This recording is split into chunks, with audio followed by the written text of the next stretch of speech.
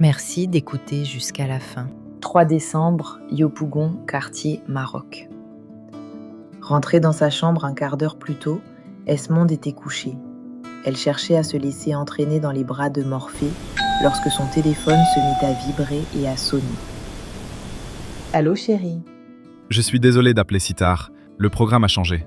Le directeur de World Record veut nous voir avant son voyage à Melbourne. Il faut être là dans un mois. Un mois? J'ai encore le passeport à faire, le visa. Comment ça se fait que t'aies toujours pas de passeport? Ce n'est pas si simple. Il ne t'attendra pas, Esmonde. Tu veux vraiment laisser ce contrat te filer entre les doigts? Ce n'est pas ce que j'ai dit. Alors c'est quoi le problème? L'argent? Je prends le voyage en charge. Dès demain, tu entames les démarches. Je te fais un transfert ce soir. Comme promis, 30 minutes plus tard, Paul-Henri transféra une somme assez conséquente pour couvrir les dépenses de la jeune femme. Le lendemain, Esmonde demanda à s'absenter pour des raisons administratives. La permission lui fut accordée presque aussitôt. Le DRH, qui ne tarissait pas d'éloges sur sa clairvoyance et son efficacité, n'hésita pas une seconde, surtout qu'il s'agissait de sa première demande en 2 ans d'exercice. Dans les couloirs d'Italexport, on admirait et respectait Esmonde pour son intelligence autant que pour sa discipline. Tout se déroula comme sur des roulettes. Direction de la police nationale.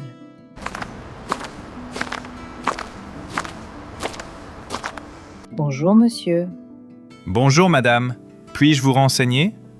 je vais au service passeport. C'est le bâtiment derrière moi. Je voudrais établir un passeport biométrique. Ok. Je vous dois la liste des documents à fournir. Merci.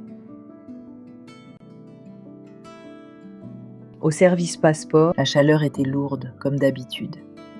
Les ventilateurs brassaient l'air sans conviction.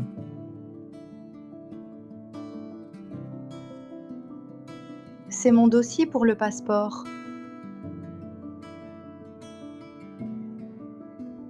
Revenez dans 3 jours. Merci.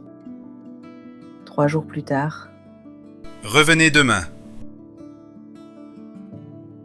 le lendemain. Ce n'est pas prêt. Cher, je voudrais remarquer quelque Demain. Si je n'ai pas mon passeport aujourd'hui, je dors ici. Je vous dis de passer demain. Arrivé comme Superman, le collègue du brigadier persuada Esmonde de respecter le protocole, c'est-à-dire le « fais-nous fait ». Le « fais-nous fait » est un sport très populaire, pratiqué par tous dans ce pays. Pour accélérer son dossier, Esmonde devait procéder ainsi. Bien évidemment, cela s'appelait corrompre un agent de l'État dans l'exercice de ses fonctions, mais c'était ainsi que les choses fonctionnaient. Pressé, en infraction, quand on voulait s'offrir une place, réussir un concours, économiser, on en faisait usage. Esmonde détestait cela. Mais elle y était bien obligée, au risque de laisser filer entre les doigts la chance de sa vie. Vous voulez connaître la suite de cette histoire? Cliquez sur j'aime, abonnez-vous et partagez cette vidéo à 3 personnes. Cette histoire est basée sur le poignant roman « Tu es parti sans me dire au revoir » de Georges-Alain Nesmond. Tu es parti sans me dire au revoir est disponible sur Amazon.